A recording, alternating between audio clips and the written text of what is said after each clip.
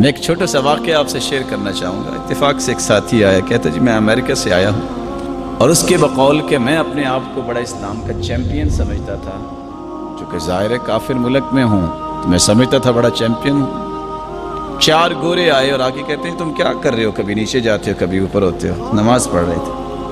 میں نے کہا عبادت کر رہے ہیں۔ کہتے ہیں یہ جو آگے آپ کو لیڈ کر رہا ہے، امام جو ہے، یہ کیا کہہ رہا ہے؟ بھائی یہ قرآن پڑھ رہا ہے۔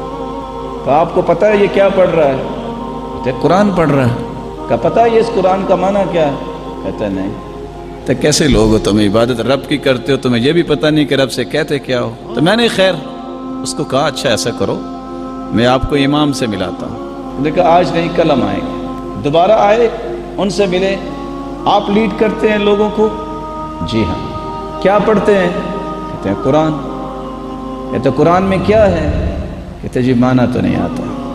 تم کیسے لیڈر ہو کہ تم لوگوں کو اللہ کی کلام سنا رہے ہو، تمہیں بھی پتہ نہیں ہے کہ اللہ تعالیٰ نے کیا کہا ہے، تم لوگ کیسے عبادت کر رہے ہو؟ ایسے تو یہ چھوٹی سی بات ہے، لیکن یہ بہت بڑی بات ہے۔ مسلمانوں کو دستور حیات کا بھی پتہ نہیں تو ان کی زندگی میں روح اور چین کیسے آئے؟ پراسپیکٹس ہاتھ میں آتی ہے، بچے کو ایڈمیشن دلوانا ہے، A to Z، جب تک اس کا سٹڈی نہیں کر لیتے، ایک ایک شک کو سمجھ نہیں لیتے، فیس دینے کے لیے تیار نہیں ہوتے۔ اللہ مالک الملک نے دستور حیات بنایا ہے تو قرآن کو بنایا ہے، اور اس قرآن کے پڑھنے میں امت اتنی پریشان ہو گئی ہے، کیسے پڑھیں؟ وقت نہیں ہے، زبان موٹی ہو گئی ہے، زندگی بہت گزر گئی ہے۔ صحابہ کرام سارے بچے ہی تھے۔ سیدنا ابوبکر صدیق رضی اللہ تعالیٰ عنہ کی سفید داڑھی نہیں تھی۔ بتائیے جتنے بقیہ صحابہ تھے وہ کوئی بڑھاپے میں کوئی جوانی میں نہیں تھے۔